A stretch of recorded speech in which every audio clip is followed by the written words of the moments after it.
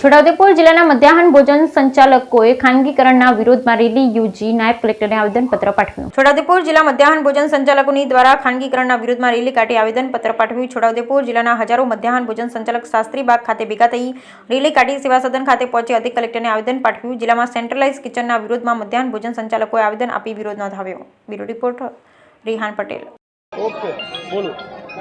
आज रोज हूँ देवभूमि द्वारका जिले में पीएम पोषण शक्ति निर्माण योजना प्रदेश कन्वीनर वीराभाई पीठाभाई चेतरिया आज रोज अमे छोटाउदेपुर मुकामे 5 થી 6 हज़ार पब्लिक ना माध्यम थी अमे कलेक्टर साहेब ने जे खानगीकरण 72 तालुकानी अंदर जे खानगीकरण थई रह्युं छे तेना विरोधमां अमे आवेदन देवाना छे।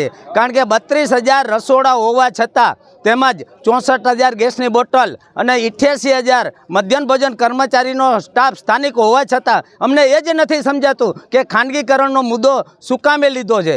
જ્યારે 1984થી અત્યાર સુધી મારા મધ્યાહન ભોજન કર્મચારી યોદ્ધા ભાઈ બહેને જ ગુજરાતનું શિક્ષણ ઊંચું લઈ આવ્યા છે, તો આજે શા માટે અમારી નોકરીને ગણતરી કરવામાં આવતી નથી, અમારી સેવાને ધ્યાનમાં શા માટે નથી લેવામાં આવતી? અને ગુજરાતની અંદર જે માનદ વેતન ધારક છે એને માનદ વેતન મળે છે, એ અમને શા માટે ઓરમાયું વર્તન રાખવામાં આવે છે? તો માનનીય મુખ્યમંત્રી સાહેબને એ વિનંતી છે કે આજ રોજ અમે દિવસ 3ની અંદર કે 4ની અંદર જો અમારા પ્રશ્નનું હલ નહીં થાય અને ગુજરાતની અંદર આ ટ્રાઇબલ એરિયાની અંદર ખાનગીકરણ બંધ નહીં થાય તો ઉગ્ર ગાંધી ચિંધ્યા માર્ગે અમારે ન છૂટકે ઉગ્ર આંદોલન કરવાનું પડશે।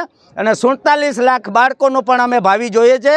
સરકારી સ્કૂલમાં અનુસૂચિત જાતિ, અનુસૂચિત જનજાતિ અને ઓબીસીના બાળકો જ અભ્યાસ કરતા હોય તો જે તે ટાઈમે અમે કુપોષણ થતાં અમે બચાવ્યા છે। અને આજે પણ હું તમને ચેલેન્જથી કહું મીડિયાના કે 5 વર્ષથી 13 વર્ષનું બાળક સરકારી સ્કૂલમાં રસોડું બનતું હોય ત્યાં કુપોષણનો રેશિયો નથી, ગ્રામ્ય કક્ષાએ સ્કૂલમાં જ રસોઈ બનતી હોય ત્યાં કુપોષણનો રેશિયો નથી, અને એનજીઓકરણ છે ત્યાં કુપોષણનો રેશિયો છે। સરકારને સર્વે કરાવવું હોય તો કરાવે। જય હિન્દ।